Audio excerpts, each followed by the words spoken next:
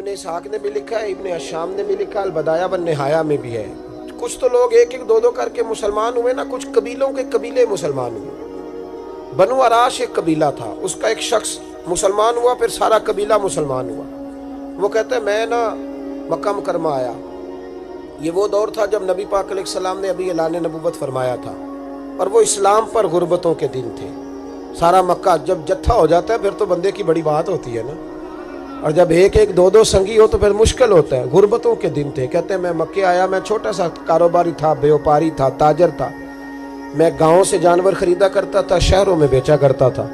کہتے ہیں میں نے نا 2 اونٹ یا 2 گھوڑے، مختلف کتب میں مختلف لفظ ملتے ہیں، کہتے ہیں وہ 2 اونٹ میں گاؤں سے لایا، مکے میں نے بیچنے تھے۔ جب میں مکے پہنچا تو پہلی ملاقات ہی ابو جال سے ہو گئی۔ مجھے کہنے لگا یہاں ایک شخص نے دعویٰ کیا نبوت کا، اس کے قریب نہیں جانا۔ کہتے ہیں میں نے کہا یار مجھے تو پتہ بھی نہیں تھا، یہ تو تعارف تم نے کرایا ہے۔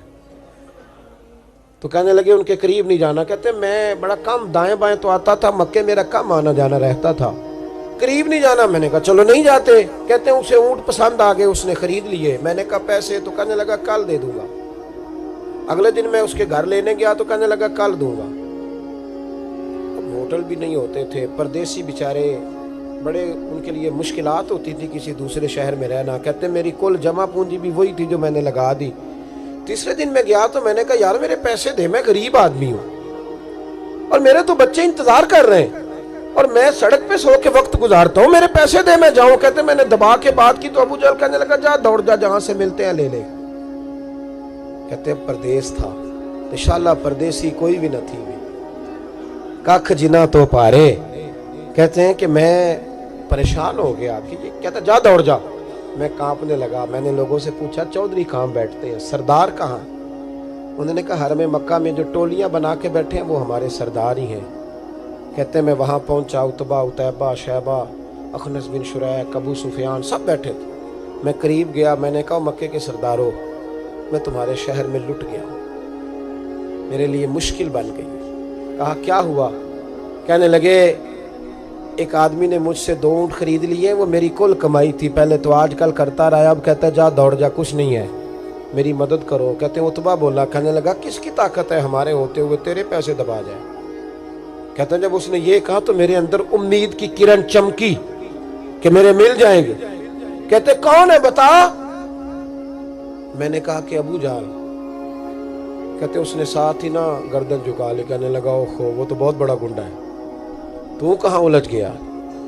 وہ تو پیسے نہیں ملتے۔ کہتے ہیں اب تو میرے پاؤں تلے زمین نکل گئی۔ یہ تاجر نا جب ڈوبتا ہے تو خودکشی کرتا ہے معاذ اللہ، اس لیے کہ جب کسی انسان کی کل پونجی، ایک تاجر کے ساتھ بہت سارے لوگ وابستہ ہوتے ہیں، یہ دولت کی محبت نہ سمجھیں، اس کو بہت بڑا الجھاؤ ہوتا ہے۔ اور ہمارے ہاں جب لوگ عروج پہ ہوتے ہیں تو سجن بھی بڑے ہوتے ہیں، اور لکھاں کیتے نہیں پیڑے، وقت آیا ہی تے محمد بخشا کوئی نہیں ہو بیٹھا لیڑے۔ آپ کو پتہ ہے کوئی قریب بھی نہیں آتا غربت کے دنوں میں۔ کہتے ہیں میں کانپنے لگا، اب میں کیا کروں گا، میری بیٹیاں میرے بچے تو روئیں گے۔ ادھر دیکھنا میری طرف۔ کہتے ہیں سامنے نا بیت اللہ شریف کے ساتھ ٹیک لگا کے آمنہ کے لال بیٹھے تھے، سادہ سا لباس، سادہ سا۔ حضور نہ کوئی تسبیح پڑھ رہے تھے۔ عتبہ نے معاذ اللہ ثم معاذ اللہ نقل کفر، کفر نہ باشد، پھبتی کسی مذاق کیا۔ کہنے لگا وہ جو بیٹھے نا وہ تیرا مسئلہ حل کر سکتے ہیں، وہ۔ کہتے اس نے یہ کہا اور باقی ہنسنے لگے۔ مجھے سمجھ نہ آئی کہ بھیجتے بھی ہیں اور ہنستے بھی ہیں۔ انہوں نے تو معاذ اللہ مذاق کیا نا کہ آج کل تو بڑا سارا مکہ مخالف ہے، تو وہ کیسے جائیں گے، اور ابو جہل سب سے بڑا مخالف ہے۔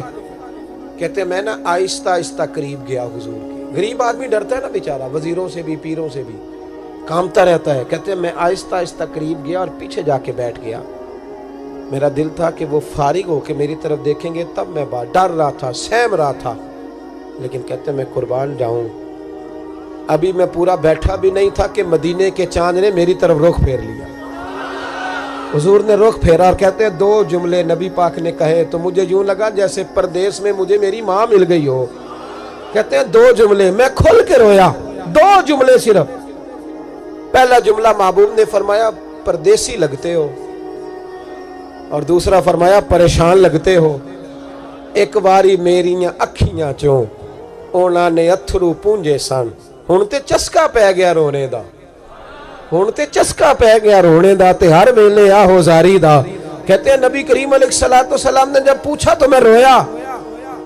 میں نے کہا محبوبہ میں آپ کو جانتا تو نہیں پر پردیس میں لٹ گیا ہوں. کہتے ہیں میں رونے لگا تو حضور نے فرمایا چپ کر, رونے کی بات نہیں. میرے کاندھے پہ تھپکی دی, فرمایا پریشان نہ ہو. پہلا ہی جملہ, پوچھا بھی نہیں کام کیا ہے, یہ بھی نہیں بتایا مسئلہ کیا ہے. محبوب فرمانے لگے چپ کر, آنسو پوچھ لے, جیسے تو کہے گا نا ویسے ہی ہو جائے گا.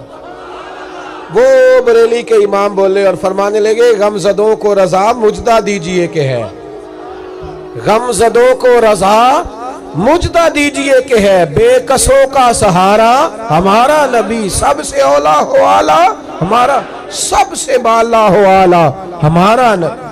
کہتے ہیں نبی کریم علیہ السلام نے فرمایا جیسے تو کہے گا ویسے ہی. کہتے ہیں پھر حضور نا میرا بازو پکڑا اور گھر لائے. تعلق نہیں پوچھا, رشتہ نہیں پوچھا, کام نہیں پوچھا. پھر حضور نے مجھے چٹائی پہ بٹھایا. میں کئی دنوں کا بھوکا تھا.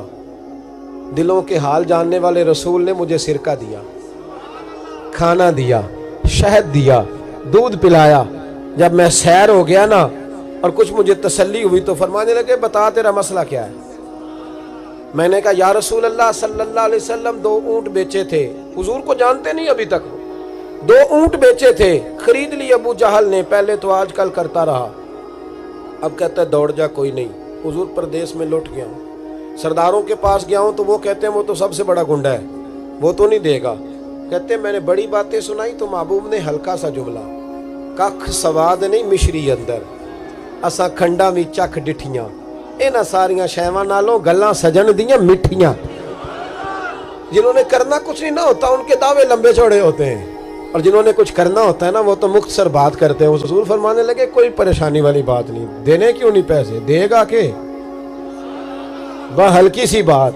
حضور فرمانے لگے چل میں تیرے ساتھ چلتا ہوں. یہ کونسلر صاحب کبھی رکا بھی لکھ دیں تو ان کی مہربانی, اور ٹیلی فون کر دیں تو پھر تو وہ کہتے ہیں 3 سال کا احسان تیرے اوپر چڑھ گیا ہے, تو میں نے پورا ہی فون کر دیا تیرے نام کا.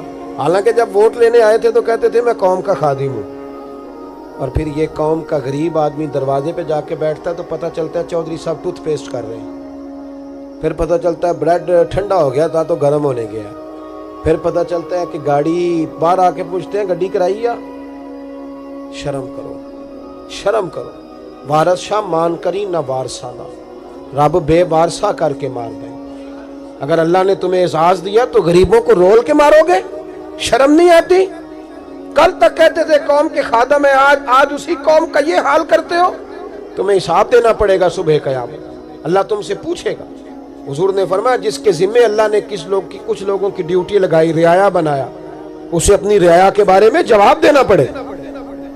کہتے ہیں نبی کریم علیہ السلام نے فرمایا چل میں تیرے ساتھ چلتا ہوں, قربان جاؤں. کہتے ہیں نبی کریم نے نظریں جھکائی ہیں, سادہ سا امامہ, سادہ سا لباس, اور سارے رستے میں باتیں کرتا رہا, پر حضور نہ ہلکا ہلکا میری طرف دیکھتے پر بولتے کچھ نہیں.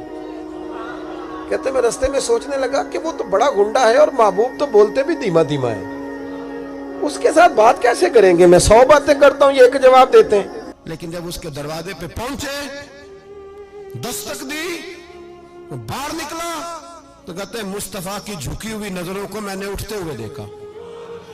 ہو ہلکا یارا تو برے شمس کی طرح نرم, رزم حق کو باطل ہو تو فولاد ہے مومن.